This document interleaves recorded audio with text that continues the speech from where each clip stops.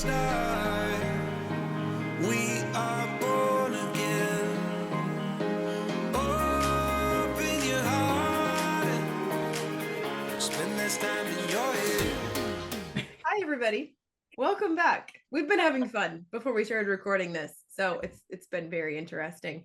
I would tell you what we're going to talk about today, but Lindsay does it better than I do. So, Lindsay, what, now that you're clear, you guys will get to see in the bloopers, Lindsay was like this gorgeous watercolor painting. It was hilarious. So those are in the bloopers, just so you know. Lindsay, what are we actually talking about? Because we've been on here for what, 20 some odd minutes? Something. Has it been that many minutes? Oh my. Almost. Yeah. So our topic today is you can't just watch the thing happen. You have to do the thing. You can't just watch people do whatever it is that you want to do. You actually have to stand up and do the thing. So this can be applied in the physical realm of like doing the exercises and doing any kind of physical movement, but it can also apply to the way that you eat. You can't just say, I'm going to watch people's what I eat in a day videos, and all of a sudden you reap the benefits from that. You actually have to get up and go to the kitchen and do that thing. You can't just watch other people tell you how to improve or change. You have to actually do the work in order for that to become realized in your life. And it's hard. Sometimes it requires quite a bit of sacrifice. Oh, yeah. There's so many times that I've had people, I've been working with them, and they're like, what should I do? It's like, what do you think you need to do? I think you need to tell me what to do. What do you think you should do? Just tell me what to do. Okay, this is what you should do. Oh, I can't do that. That's too hard. I can't come up with it if you're not willing to. Yeah.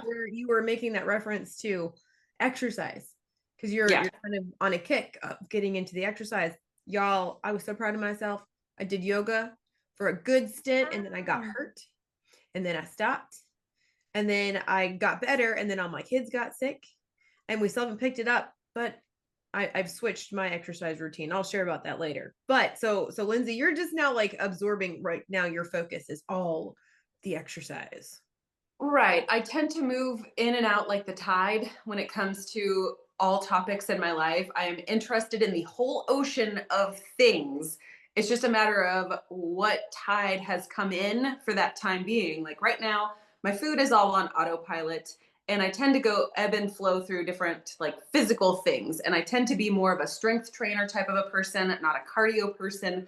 But for the past couple years, if we're being honest, I have kind of had the tide out on wanting to be focused on my physical well-being, and I am spending all the time watching all of the strengthening type content out there, and that's not actually making my core any stronger, and it's not helping me do a box jump. So I think I'm gonna have to actually like stand up off the chair and then attempt to do some of these things for it to actually impact my life in any kind of tangible way.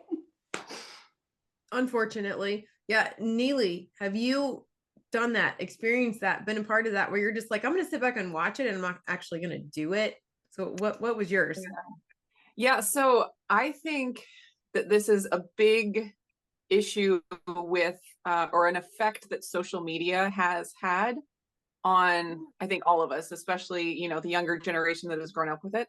And I've noticed this with my kids, is they're interested in these satisfying videos where it's like all this stuff that makes you feel good, that you don't even have to like do anything. You just watch it and you get the good feeling. And I see the same thing with YouTube videos like that, you know, we would watch as, you know, moms, like clean with me videos where you can sit and you can just watch someone speed clean, and it's super satisfying, and you get to like participate in some of the satisfaction of a job well done without actually having to work. And so we get like addicted to that. And it's like, why would I actually put some work in if I can get this like dopamine hit via watching someone else do it? And so I think it's robbing us of the motivation to do the work, because we can just go get that, you know, something. And our brains are very smart. They're like, if I don't have to work to get that dopamine hit, then why would I, you know? And so it really, I feel like we have even more of a obstacle in our way. Like before, it's hard enough to motivate yourself to do work, but before it's like you were doing it in order to get something that you weren't able to get other ways. And now it's like a stumbling block set in front of us. So recognizing that is really important, because we always talk about like, oh, listen to your body and don't push yourself too hard. And if you don't feel like working out, you know, you take a rest day. But if we have in our minds like, well, I have something actively working against me, it just, you know, gives you that truth information in order to actually have a fuller picture of reality, and then, you know, making the decision of should I work out or not. So definitely I have experienced that. And so that it comes like from the exercise, or yeah, the exercise world, you know, spending all this time like finding the perfect exercise program, or, you know, whatever. But then same thing with the food. It's like I'll be just consuming so much information, like podcasts and YouTube videos and stuff about a specific way of eating. And then it's like, if I'm not getting results that I feel like I should, I'm like, but I'm doing so much work. But then when I look at it in reality, I'm like, the work I'm doing is listening to all this information. And if I actually in reality look at what I've been eating or how I've been exercising or whatever, it's like, well, I actually haven't put in the work, even though I felt like I've been spending all of my time thinking about this. So yeah, definitely. So good. Been Like my mind, you started talking and I was like, oh, True. gosh, Yeah. that was Dropping all the truth bombs today. that was like Yeah. wisdom nuggets That's right what you there. want that for. Oh, that was amazing. Yes. Oh my gosh, my kids, I don't know how many times they're like, can I watch this cartoon? And I'm like, let me watch it with you for 5 minutes. And they go, okay. Because they know my answer is probably going to be no. I'll watch it with them. Yeah. And something will happen. And I'm like, what is this teaching you guys? Not good things. And they're like, well, I know, but it's funny. I'm like, oh. So yeah, we battle that frequently. How about you, Janet? I love the Clean With Me videos, by the way. I love them so much. Good. And it's exactly that. It's like you think by watching those videos is going to give you the motivation to like deep clean your house, but it never happens. But while you guys were talking, I was thinking of when I first started like my weight loss journey at 240 pounds. And before I started doing any sort of like diet, and I would complain about the size I was and how I wasn't able to do things, and just my asthma was getting worse and all of these different things. And I would complain about it to Jimmy, because of course, you know, we confide in our husbands about those sort of things, or friends. And finally, Jimmy just said, like, you have to do something. You have to do something about it, like in a loving way, you know? And I was like, you're right. Like I'm sitting here complaining and watching other people succeed by doing whatever weight loss diet that they have chosen. And I was like, I wish that could be me. Like I was sitting there at 240 pounds and I was thinking, I wish that could be me. But it all just starts with yourself. Like your husband, your kids, nobody can make you do it.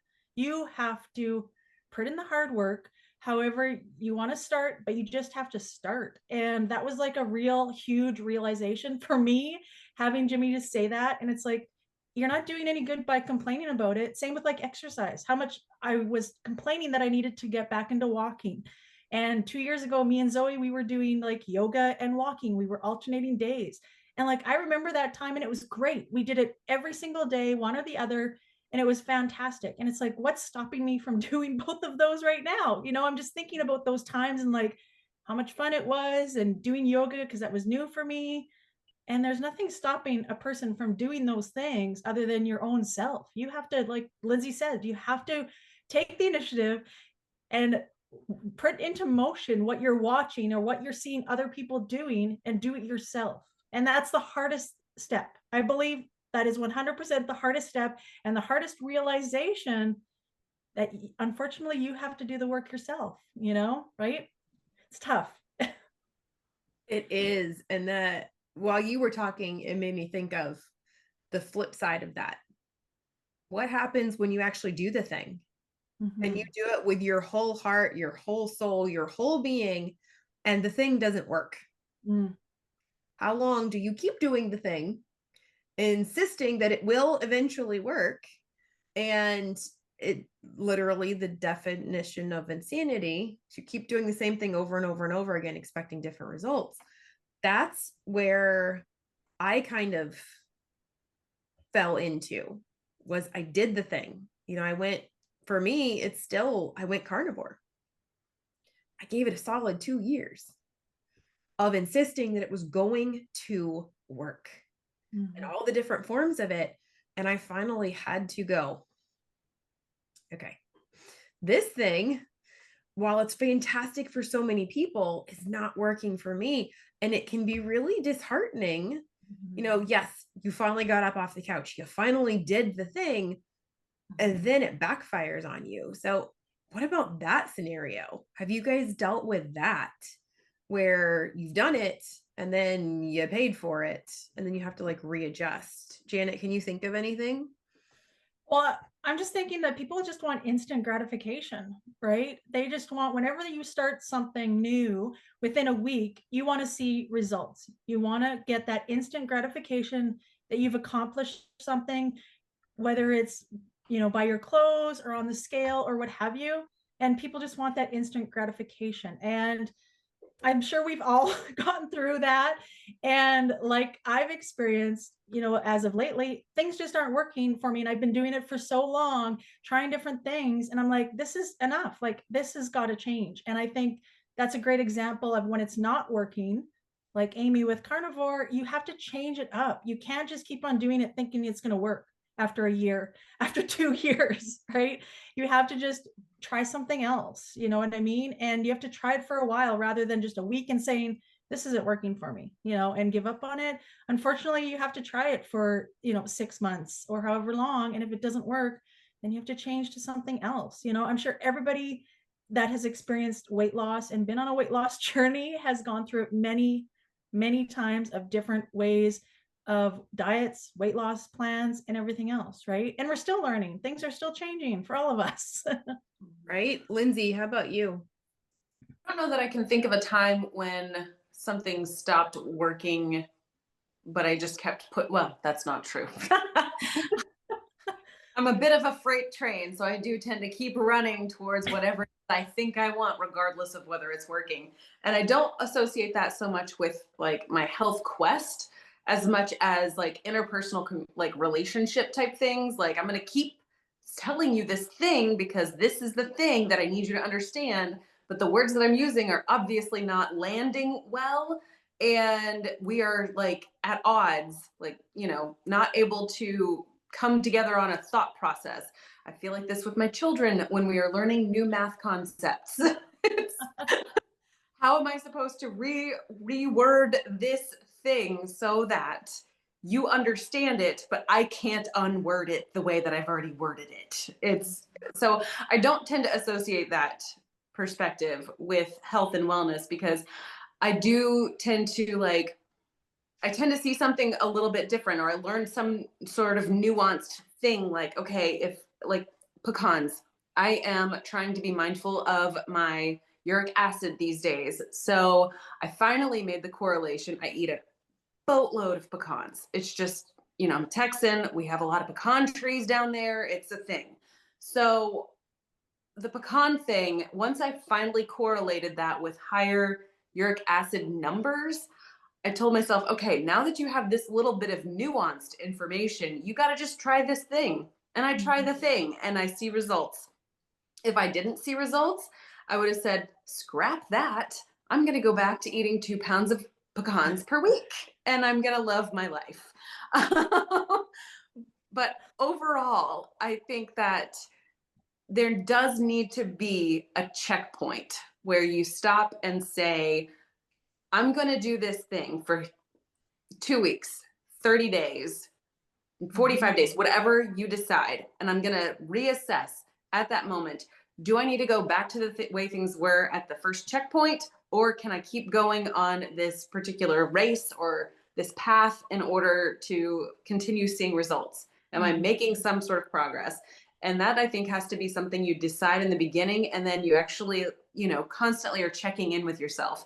I find, with science experiments and things like that, you kind of have your hypotheses and you go through and you've got your procedures you're following through on, but sometimes things just don't work out. So you have to change it up in order to attempt to get any kind of response or any kind of reaction. You got to be like particular with which variables you change, but you do have to go in and say, this thing's not working at this stage. If I go and change that thing, will that make some sort of reaction happen? But going in and changing like all 18 variables at one time is not likely to yield any solid information that you can act on later. So you say, okay, checkpoint at 2 weeks. Do I feel like my inflammation is down? Yes, keep moving forward and maybe add a little bit of nuance or adjust something, but to like just plow through, like I'm not even going to pay attention except to something that is inconsequential, like the scale.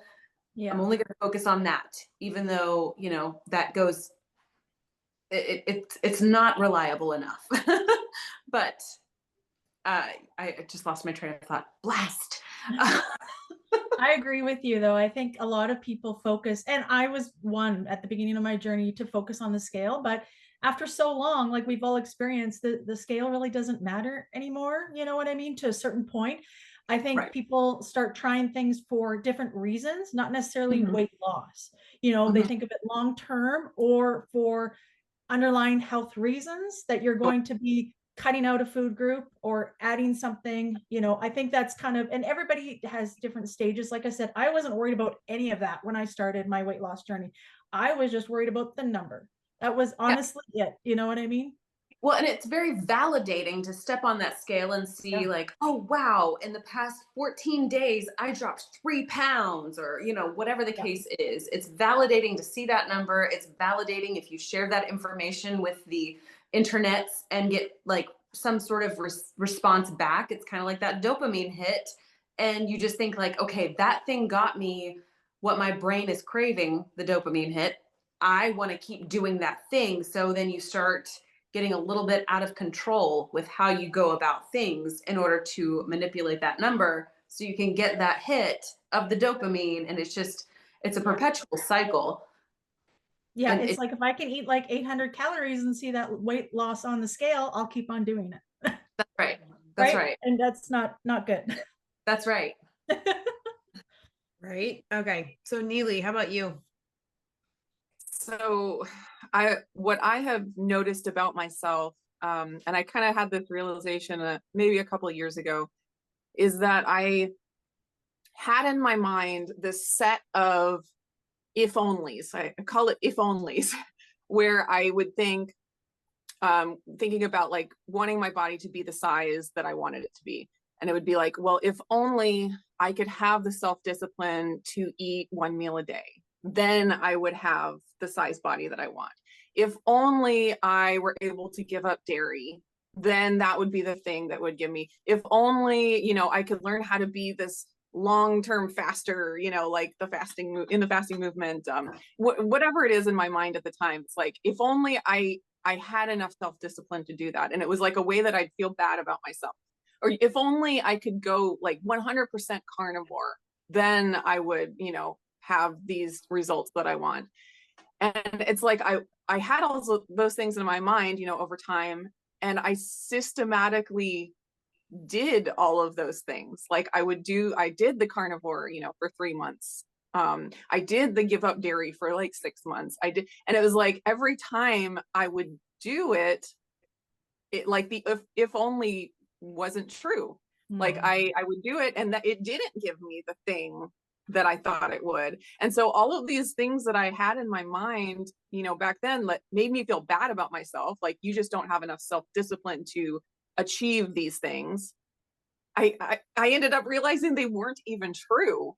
So I try now to not think of things that way. Like when I look at maybe a different way of eating or a tweak or whatever that I could do to maybe achieve, and my goal isn't the same as it was before. It's not all about being a certain size anymore. But even when I'm trying to think about making a change, it's like I try to take that like self-hatred out of it, or like self-doubt or whatever, of, you know, if only you were good enough and were able to do this, then you would get this result. It's like taking the emotion out of it helps with the clarity, I guess. But yeah, it was like a light bulb moment where I was like, okay, all of these things that I thought were going to be it, like if I was just good enough to achieve that, I did it, and it wasn't it. You know. So anyways, that's kind of my thoughts about like pushing through when things aren't working, or just having the idea that this thing will produce this result. It's like, don't even know that.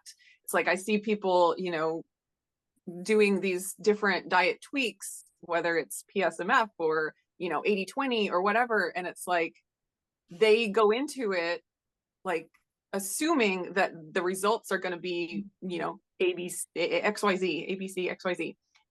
And then they do it, and they do it like perfectly. And it's like, it's not even what they thought. That's not what they thought, or they went the wrong direction, or they messed up something else. And it's just like, you have to have the open mind about it, I guess. And then also, you know, having the reality of like taking out the self-doubt and the self-hatred really makes a difference. I don't know. I feel like that was really rambly. No, it was brilliant, because I see that all the time. And I was super guilty of that. I was so desperate to get off of my medications, to lose the weight, to XYZ, that I was willing to believe that anything or everything was going to be the magic ticket. And it's funny to hear you talk about that. It's like, I did that every single time. Keto is it. It is the one. And then when keto started to not work, it was like, okay, I didn't like look at it through logical frames. I was like, we're going to go to the rose-colored glasses of carnivore is next. No, I was wrong. I was wrong because of this. And this is really what's it. And I see that so much now, that everyone's like, they think that there's one thing, that there's one perfect answer, and they have to try all of these things, like ketosis. Getting into ketosis, if you get into a certain level of ketosis, you will lose weight. Everybody did it, and nobody lost weight. And everybody's like, wait, what happened? And not, yeah, sorry. Go ahead, Janet. No, I was going to say, and not only that, however, if that change of diet works for you, is it something sustainable for long term? So, you know, we try all these different things, and, you know, if something works and you're seeing results, and oh my gosh, this 80-20 or whatever sort of challenge that you're doing, is it sustainable for a lifetime? You know, I think that was one realization that I had, and I think all four of us had, that, you know, some things that maybe work, like going dairy free, or, you know, the carnivore, yes, you may see results, but is that sustainable for you? For me, it's not. For somebody watching, maybe it is. You know, everybody has their own views on that, but that's another side of it. I think that people just don't realize when they're doing something like that, how sustainable it is, you know. Well, sustainability is like a long-term vision, a long goal, whereas most times you're looking at like the short-term goal, like what is going to yield me the highest benefit? What is the most efficient way for me to drop the weight, drop the inflammation, change my blood sugar, change my body composition? What is the fastest way I can get that done? Not necessarily what is going to yield me sustainable long goal type of results. I mean, when I first started with Trim Healthy Mama, reverse it. I had the first goal of trying to help my bones and help my teeth when I first started learning about Weston A. Price and fermented foods and that kind of stuff. So I was really hyper focused on that. It wasn't until 2015, 2016, where I was like, ooh, yeah, but this pudge after baby number two is already 2. So we need to try to like tighten her up a little bit because I don't like the way that I look in the pictures, and I want to be in the pictures because I don't want to be that mom that's the only one behind the camera. I want to have like those memories for my kids if they should ever choose to look at these when they're, 50 years old, if they still exist. So it's one of those things where it's like, oh, now I need to like tone it up, rein it in. I did Trim Healthy Mama for like a very short period of time, realized that I was actually following a keto way of life, and decided like, this is amazing. I've just dropped this much weight in such a short amount of time. I'm going to keep going with it. Now, I have found that eating in a more keto friendly way is very sustainable for me and for my husband. He's more low carb, but it seems to be very sustainable. And we're always able to like a rubber band, like we stretch a little bit outside the comfort zone and then we come right back to it. And it is sustainable for us. And I don't tend to struggle with like, oh, I made the girls like breaded chicken, or I made the girls something, like I made their birthday cake. 2 of my kids had their birthday this weekend, and I made this big giant cake and I was able to have a slice to enjoy with them. And then I was like, yeah, that's it. And we're done. That's more than I wanted. But, I didn't have to sit there and battle myself to go back to the fact that I don't want to eat the grains. I don't want to eat the sugar. I don't want to eat these things as a consistent, real, like daily life kind of a thing. I don't tend to have that problem. I know some people that they go through and they make replica, like ketoified or low carbified or sugar-free versions of all of the variety of standard American diet foods, and they're unsatisfied, and that sends them on a spiral downward. I find for myself, like making those things, I enjoy them, and then I don't find myself spiraling down to going back to prepackaged Little Debbie cakes. So, everybody does have their like, I don't know, it's like their brain has this ability to either allow them to carry on or they need to change it up. And I do respect the fact that you figured out that this was not working well for you, Janet. So you decided, I'm going to make a change up, like in hockey, change it up. So you make the change up, and all of a sudden, like, you can notice different things. You see how your body is functioning slightly differently. It may not be what you thought was the once all-time ideal, but it's working now. And I do think that we tend to assume that what worked in the past will always work into the future. And that's not reality, because you can't foresee the future. You don't know what the circumstantial adjustments will be. And it's good to have those foundational pieces of knowledge. It's even better to be able to say, can I apply that knowledge in these circumstances, or do I need to apply different knowledge in these circumstances? I have a lot of people that are reaching out to me right now, privately, and they're going, how could you afford to do carnivore? And it's like, because the prices weren't the same back then. Yeah. Things have changed, and sometimes it's not stuff that's in our control that changes. And well, I was doing great, totally fine on carnivore until I got Lyme disease. Carnivore did not prevent me from getting Lyme disease. It did not get rid of all of my symptoms. It did not do what I thought I really thought it was the magic pill that was capable of anything. You can cure cancer, you can get rid of every disease, you're never going to have any problems. So it's sometimes completely out of our control of what changes. And we have to be flexible and willing to go with the flow. And I found that I was getting dogmatic about it. I was like, no, if our family would just go keto, then this would be fixed, and this person's problem would be fixed. This wouldn't be an issue anymore. And I found myself being judgmental, thinking, no, keto and carnivore really were the answer for everything. But they're really not. And maybe they could be for a season, but not forever. Because Janet, right around the same time that you did, I went low carb too. Because again, I wasn't able to physically eat. Now, it's kind of cool for me that I get that response, that my body is like, hey, yo, dummy, you're not listening. We're done. We're going to give you a very clear-cut answer. But it's kind of frustrating that it takes me that long to get to that point where my body is literally shutting down before I listen.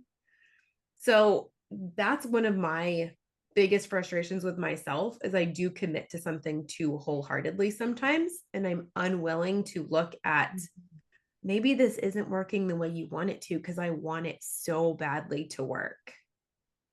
So I don't know if any of you have experienced that either, with any of the things that you did. How about you, Janet? Yeah, no, I think that's a great point. I think I was desperate to get the results that I had when I started keto. I was desperate to get those results. And, I'm not at that stage when I started keto with responses of the weight loss and changes in my body. I'm not starting at 240 pounds. I'm expecting to see this huge weight loss when I'm like 20 pounds away from my goal weight, and thinking it would respond the same way. And I was, literally desperate to see those results. And I kept on trying it and trying it, the clean keto, like doing everything literally by the book, and what worked for me in the beginning, and it wasn't working. And I think a lot of people just get desperate to see those results that worked in the beginning. This is what worked for me in the beginning, and this is what I need to do.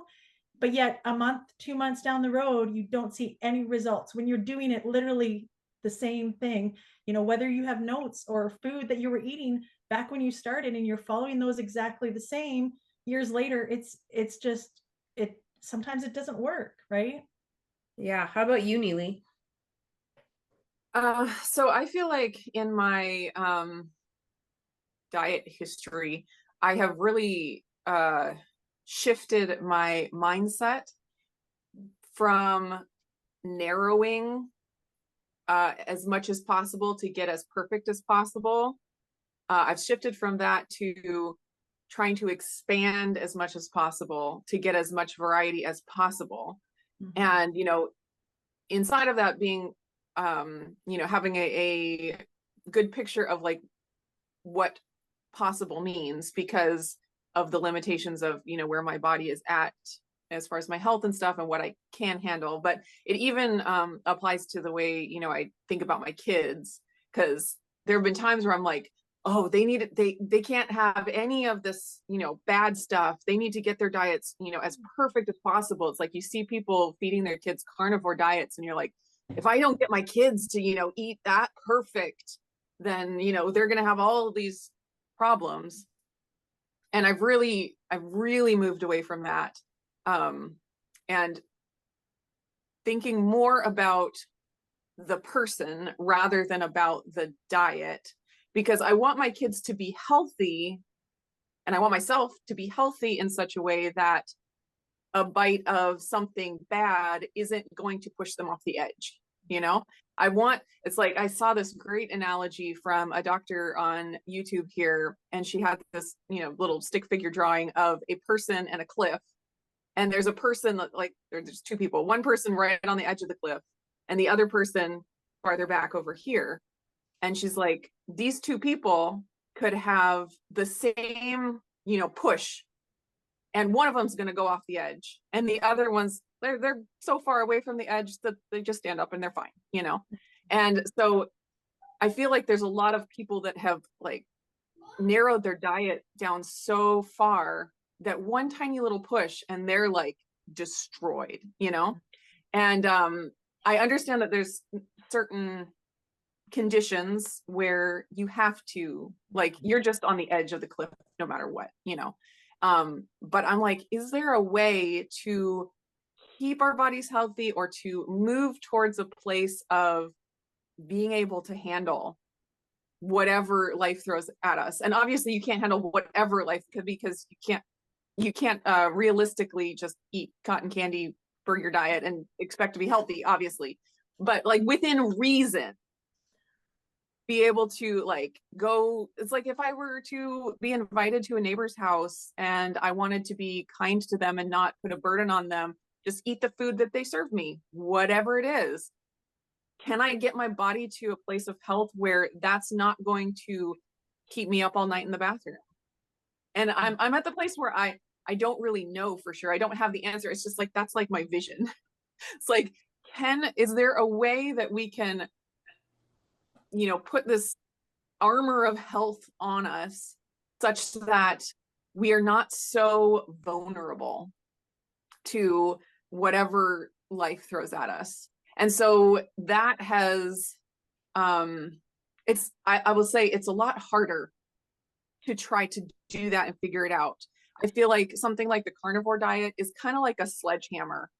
It can have drastic effect. And if you're dealing with all kinds of sickness in your body, like it can be a miracle, absolute miracle. But what I'm trying to think towards more is like the intricate, like small tools to try to tweak this and to tweak that and to get the nutrients here, and such that I don't have to use a sledgehammer in order to have health. And that maybe I'd be able to handle more than just perfect animal foods in my life, because I just don't want to live that way, And I feel like someone with that kind of health is healthier than someone who has to stay carnivore, and is dying in the bathroom after they eat at a restaurant that accidentally gives them, one bite of something that they can't handle, and so but then at the same time, it's like getting that kind of health is very hard, and it can take a lot of money and a lot of testing and a lot of supplements or whatever treatments. So I don't fault anybody for just using the sledgehammer at all, because sometimes that's all you can afford. That's all you can manage. And I think it's an incredible tool, but it's like, is it the only tool? How about you, Lindsay? So you said a lot of things there, Neely, and the thing that made me sit up was the fact that it was all very good, but the concept of using a sledgehammer to tear down a wall versus going in with like a Sawzall and a screwdriver and a hammer and having to intricately remove the drywall is so much more tedious to sort those things out. And using that sledgehammer, it's gonna just like, it's gonna make you feel like you've accomplished life. And then you look around you, and all that rubble is just like there. And now you have to go in and pick up all those pieces. Whereas if you had gone in with your screw gun and a crowbar, you could have removed those pieces in a tidy fashion and been able to possibly salvage some of those things. And, as you were talking about having the health and the flexibility to be able to say, I can receive something and not die is huge right now. I've got friends that are celiacs, and I've got friends that have actual food dye allergies, where if they take on any little bit of food dye, they're out for a week or more. And I'm not talking about like an adult on that one. That's a little kid. And so those types of things, like those have to be managed. If I go out and I have some sort of food at a restaurant and they happen to use like tomatoes that had red 40 in them or something, I may not feel ideal. I don't know that they would ever put red 40 in those. Go with me here. I wouldn't put it past them. But I can process that, and I might feel a little bit off for a day or two, but it's not going to put me down and out for the count for the next 7+ days. I'm still going to be able to help my family live their life. I'm still going to function myself.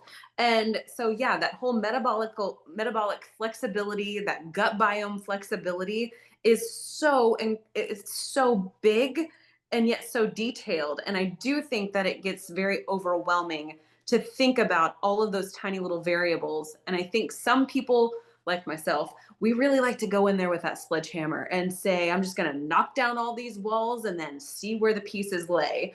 And so far for me, I have been able to pick up the pieces pretty well and sift through them and say, okay, I'm going to hold on to this. I mean, I tried the dairy-free thing for a little while, and to me, it was more of a challenge, not necessarily like I have to do this thing. It was more like, can I do this thing? Oh, yeah, I can. And now I'm bored. So I'm going to go back to eating cheese. Thanks. But the concept of easy versus more tedious is it's like that dopamine hit. It feels awesome to throw a sledgehammer through a wall. It feels very slow and tedious to use the screw gun to pull out screws and take the drywall off and salvage what you can and move on. And it takes a lot longer to do that on the front end. I will say, I don't see it necessarily as hard versus easy, because the carnivore diet is its own version of hard. Like, it's, I don't want to, you know, put out there that it's not. It's just a different kind of hard. Yeah. Sure. Well, I mean, I view it as easy just because it's like so simple. Yeah. But right. It is simple. That's it. Simple It's simple is the better word for complex. Very That's right. complex. Yeah. And it circles back to the very first topic. YouTube is killing us. That's what it's doing. Back to the watching those cleaning videos where they speed everything up and then it's like, whoa, it's done. And you're so happy and it's beautiful and gorgeous. And then you go into your kitchen and you go, oh, explicitive. Well, that sucks. And then you have to start, like, even recording these videos. I'm starting to record when I do things. I'm doing the fast, the time lapse. And I'm like, you guys don't know. I've been doing this for 6 hours. Yeah. Like, it's not easy. There's so much more behind the scenes, but it's right back to that. Like, our brain is being conditioned that this is the way that it should be. Instant gratification. Take the sledgehammer. And I did that. I did that with so many things. And I didn't even realize it was a sledgehammer. Like, I didn't even know. And now, so like right now, my cheeks are all red. They're very hot right now. And that is because I drank my broth. And it's got some spices in it. And it's got some spice. It even has Redmond seasoned salt in it. And I don't care, because I got to the point where I could not eat hardly anything. There was nothing left standing holding up my house because I had taken a sledgehammer to everything and I was removing something else and something else and something else, because I was going for that perfection. I was going for the weight loss. I was going for the perfect everything. So now I've shifted of what actually matters to me right now is not my size, is not my weight, is not the perfect, like, I'm flushed. My cheeks are so hot. Like, I can feel them burning right now. They're so hot. But guess what? I can go to a restaurant and not die. And I think for me right now, that is more important. I can eat a potato if I need to eat a potato because there's nothing else that is a whole food. I can eat a potato and not die. And for me right now, I think that that is what is most important. So I've completely shifted. It's not about the weight loss anymore. It's not about I have absolutely no inflammation whatsoever. And my cheeks are never pink on their own. It's not about that anymore. So what about you guys? Where are you in your health quest? What is your focus right now? Mine is honestly getting ready for what may be coming, because I'm watching the prices of food go up. Carnivore is no longer sustainable for me or my family. Not with these prices the way they are. Getting ready for what could come. And if that means I got to eat rice and potatoes, I want to know how I can eat rice and potatoes and not die. So, Lindsay, what is your focus on? More from me. Yeah. Let Lindsay talk more. Oh, it's more from Lindsay. Enough of that.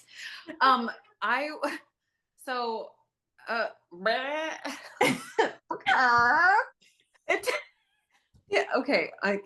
Moment of honesty. The fact that you think that I have a health focus at the moment is adorable.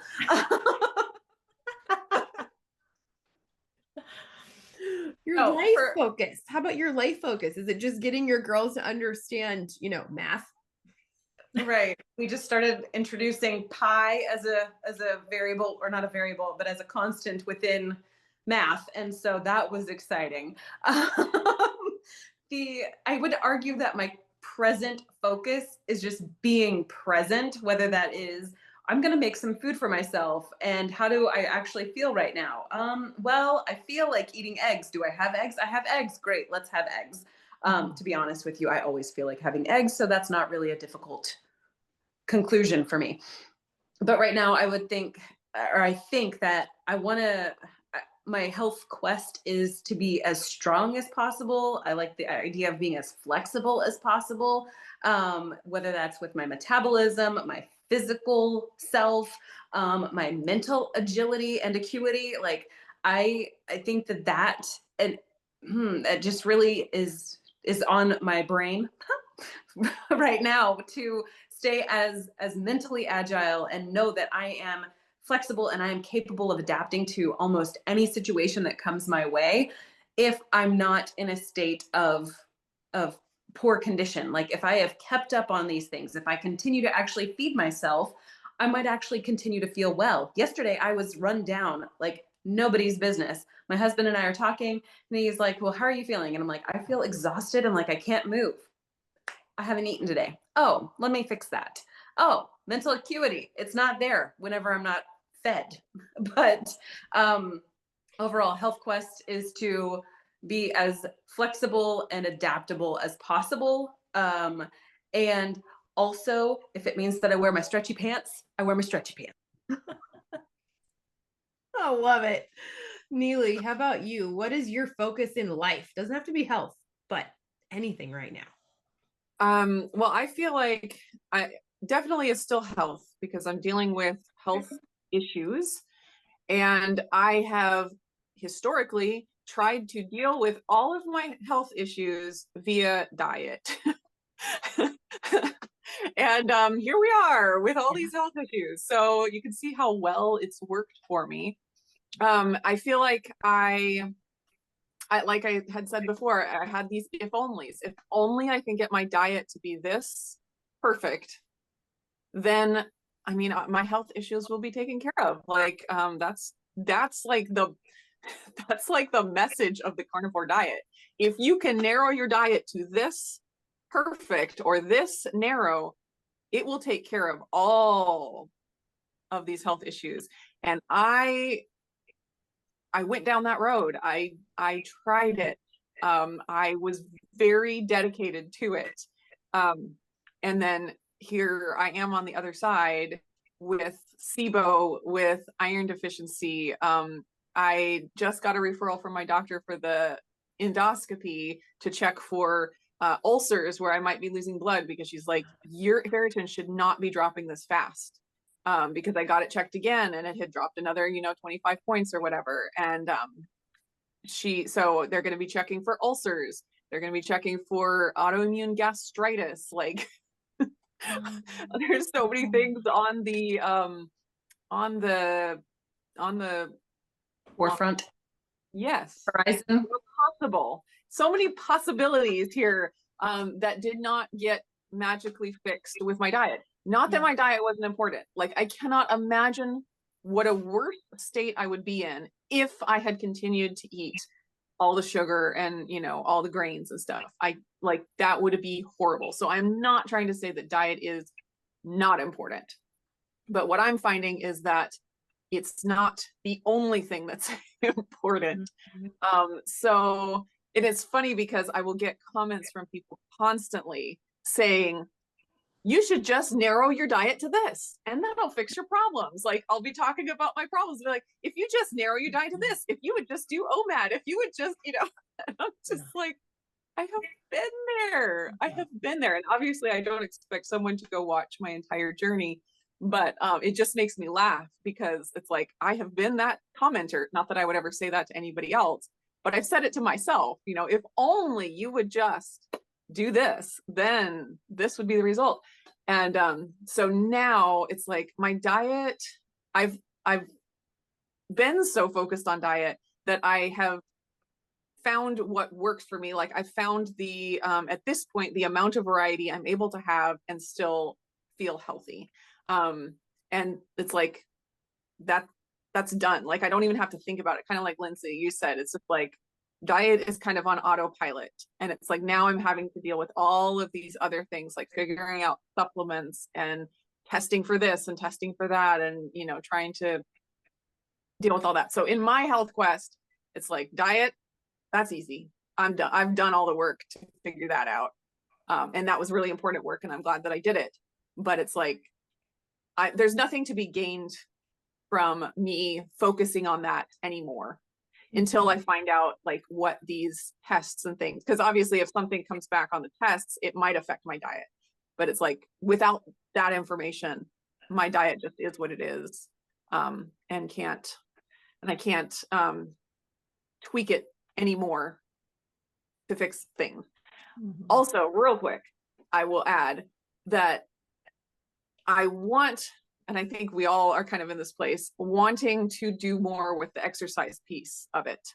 And when I was very iron deficient, and didn't know it, I was feeling bad about myself. Like, you're too lazy. Like, you need to just get up and do it. And I was just struggling with making it happen. And then when I found out I was iron deficient, I was like, oh my gosh, this makes so much sense. And like, I had all these ideas, like, I'm going to do exercise now. And I actually like want to. And then I just kind of let time go by. And now like my ferritin is dropping again. And now I'm just like, why didn't I take advantage of the time when I was actually feeling like I could do it? So anyways, the exercise piece is there, and it's something that I know that I really need to do something with.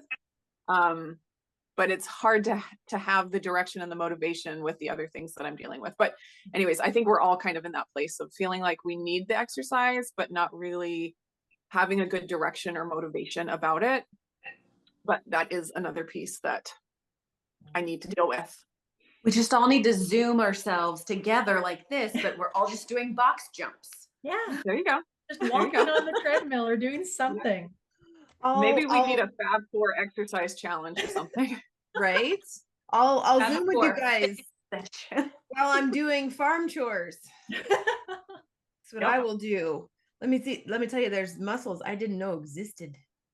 Yeah. Oh my gosh. So Janet, how about you? What is your current goal, your view? Like, what are you really focusing on? What's most important to you? I think for the year 2023, my word of the year is going to be flexible. I really like that. And I feel like that's really important in my life right now. I feel, once again, like Neely had said, I feel like with what I've been doing in the last year, my body is just fighting it, whether it's like premenopausal, the keto's not working, but my body is just fighting it. No matter what I'm doing and narrowing my window of eating, as far as, taking out dairy, taking out vegetables, taking out all of these things, and I still didn't see results and it still didn't work. And I think being flexible is very important. And being flexible to the point where you can enjoy celebrations, enjoy your family. I've said this before, my dad is 81 and, hopefully he lives forever, but we know that that's not possible. But I want to enjoy those times with him. The concept of keto and not eating carbs to my dad is like mind blowing, because, back in his day, it was a lot of starches, right? And I've just been a lot more lenient lately on enjoying those moments and being more flexible in my diet and enjoying those moments. Now, like I said, for myself, I didn't start keto for health reasons. I did it for weight loss. So I also want to say, like, if keto is helping you in certain health underlying points, I guess, if you want to say, then keep on doing keto. Definitely. For me, it's not like that. I did it for weight loss. So to open up my variety, like Neely had said, that's really important as well, because I was narrowing it down, and it's just not sustainable for me to live off of like this amount of food and variety. I need to have a little bit of the artificial sweetener, the little keto cheesecake. I need little bits of that in my life. And I think flexible is the word of 2023. Mm-hmm. Kind of like the whole idea, just because you can doesn't mean you should. Yeah, exactly. It's funny how life changes. Mm-hmm. Like how things change. I'm with you. I still put stevia in my coffee. Mm-hmm. I put the sweetener in there. I the other day, y'all, I put actual honey in my tea. Oh no. Oh no. I know. It's like you're trying carnivore to fight back. off the local allergies. Keto card back. Wait here. Let me get out my card. You can take my card. It's right here. Rip it up. The card, you can have it. Rip it So, up. and the reason Actually, I you can did keep it, with honey, you can keep your carnivore card these days. true story. But It's you not my cannot keep keto your card. keto card. Yes. No. And the reason was I went to you wanted Patriot to. Nurses, right? So true. I went to Patriot Nurses medical prep training class. It was for 4 days. Let me tell you, everything came back to honey. Like everything was honey was, you know, It's amazing. so useful. It's so Mhm. useful. And my kids all got sick. And of course, my brain is like, honey is sugar. Sugar feeds viruses. You can't do that. And yet I have to Honey's stop a little different. and take a step back and go, okay, you know what? I know so many things. Like I knew that carnivore was going to heal me, and it didn't. And then I knew that if I just went back to what I was doing before on keto, that everything would start working again. Maybe I don't know everything. So I know. I admitted it. Unsubscribing from your channel. You should totally unsubscribe because I don't know I everything. only subscribed because I thought you knew everything. Yeah. At least you were honest with me. Lindsay, go ahead, give me your epiphany real quick here. Oh, I was just, you don't know everything. You didn't come to me first. Oh, I should have asked you. You do know everything. This I is why we do, should I all do. go I subscribe actually to know Lindsay's the channel. internet. I will Yep. stay subscribed to Lindsay's channel. Yes. And my kids all got sick. And I was like, you know what? Everyone has to drink honey and tea and lemon. That's what you're drinking. That's what you're doing. We're going to try to skip as many of the meds as we can. And we're going to try to support your system. We're going to drink the tea. You're going to drink it with honey and lemon. And let me tell you, the kids, day 3 is always the worst. Day 3 was kind of nasty. Today is day 4. They're right outside the door playing and having fun. I didn't have to drug them with all kinds of, artificial dye, cough syrups and medications. And we did everything as best as we could, as natural as we could, because let me tell you, I'd rather them have the honey than those cough drops that have 4 different artificial dyes in them, or the throat spray. Could not get the throat spray to work. Poor Cassidy's like in tears because her throat hurts so much. Can't get the stinking throat spray to work. My husband had to get a pair of pliers because you also couldn't open the bottle. It had like the spinning collar, so you couldn't do it. We sent her to bed. I, figured out, I put some oils on her and gave her some honey and some tea, and she was good. My husband takes this wrench and he gets it open, and then I look at the back of the bottle and it's got 3 different artificial dyes in it. And I'm just like, no, I would rather give her the honey because it's a real food and I know where our honey came from. So you can come for my card, whichever one you want, the carnivore card, the keto card. I don't care because I got my kids over their illness using food. And to me, that was kind of amazing. So I think our perspectives, they change. Mhm. Or you just take the knowledge that you have and you apply it to that specific circumstance. And yes, the honey may not be an everyday thing. It may be a medicinal thing. For some people, it might be an everyday thing because they have allergies or whatever the case may be. But it's applying that knowledge properly.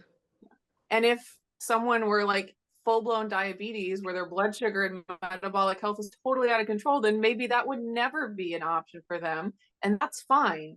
Like, if that's you, like, don't do the honey. But like when it comes to kids especially, typically they're pretty metabolically healtty. They're made of rubber. And like and so I would not even think twice about using, I mean, they eat honey every day. Renee, one of her favorite foods is honey. So okay, Lindsay, no problem. You like just connected the dots. I haven't been dying from my allergies. Honey. And generally I'm like, I went back to taking Zyrtec because it was so bad. I was like, I can't stop sneezing. I can't stop. I'm like, maybe it's because it snowed. Probably had nothing to do with the snow. It probably had everything to do with the honey.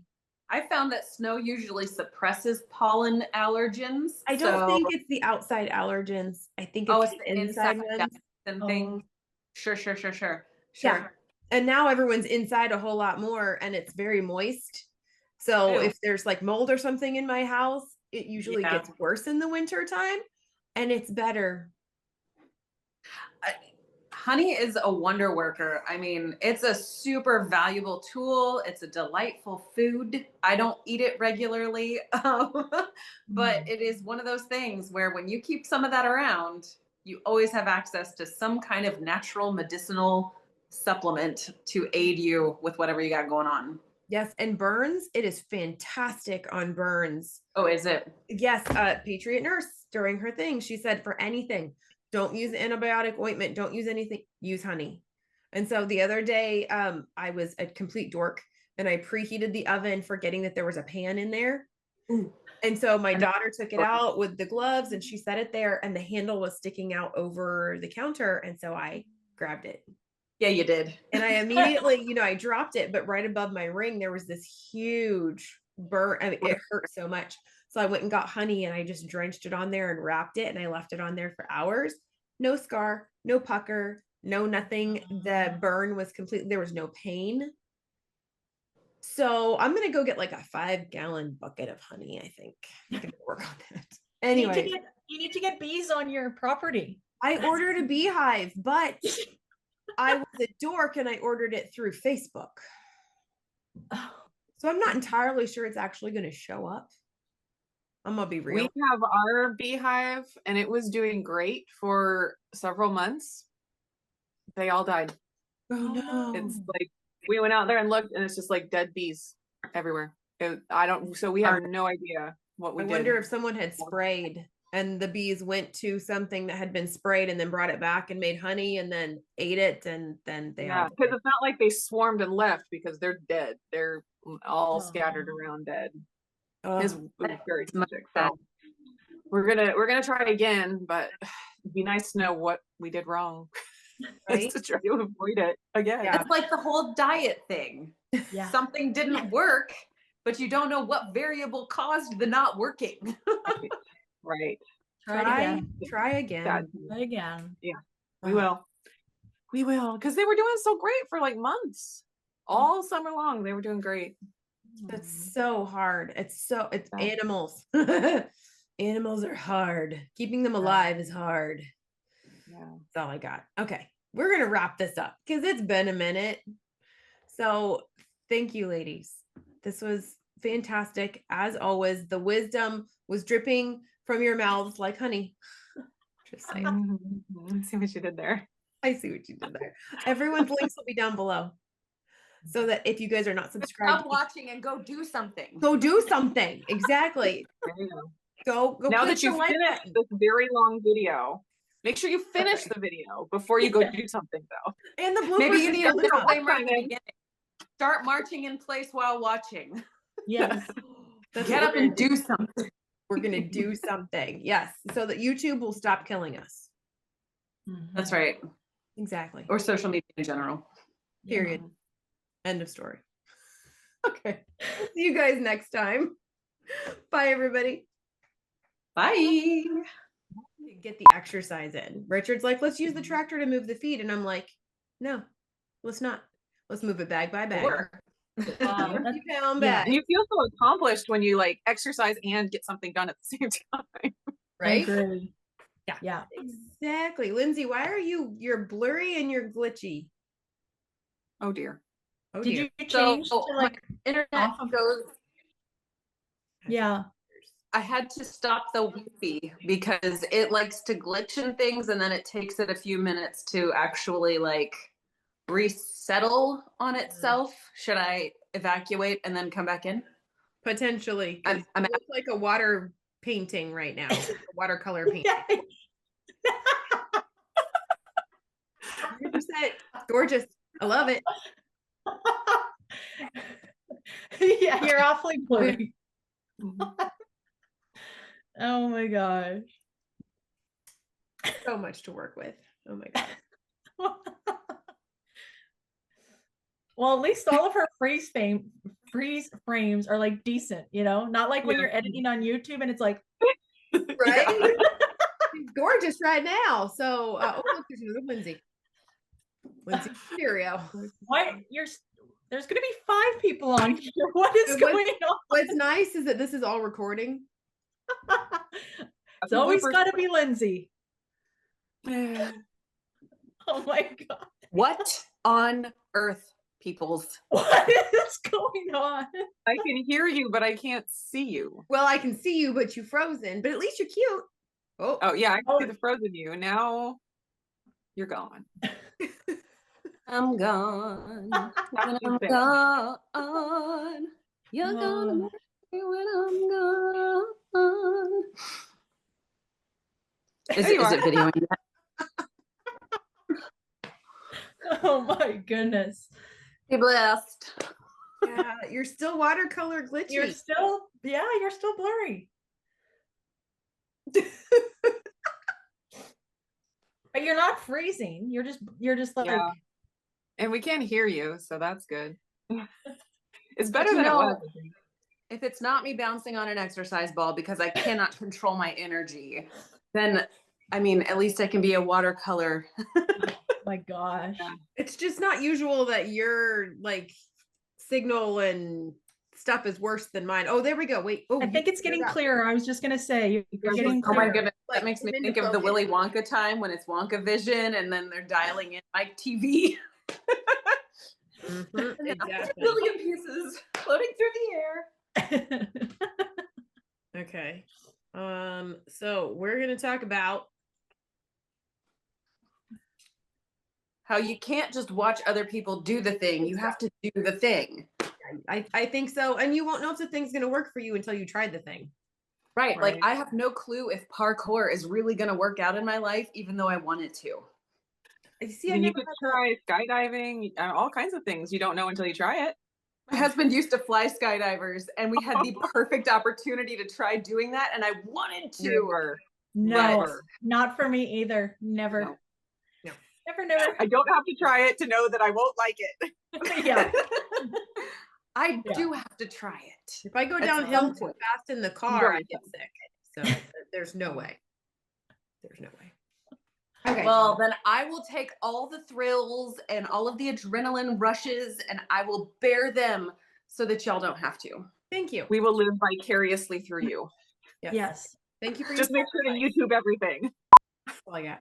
Okay, I'll introduce us, and then we'll start to. Although I might make Lindsay say the topic because Ryan Hall just put out a new video. It's Ryan Hall, y'all. I know. I want to go watch it now. Extra. Anyways, I'm gonna introduce us now, and then Lindsay, I'm gonna have you explain what we're talking about because you say it better than I could. Hello, everybody. Welcome to the Fab. Okay. Make it go. Okay.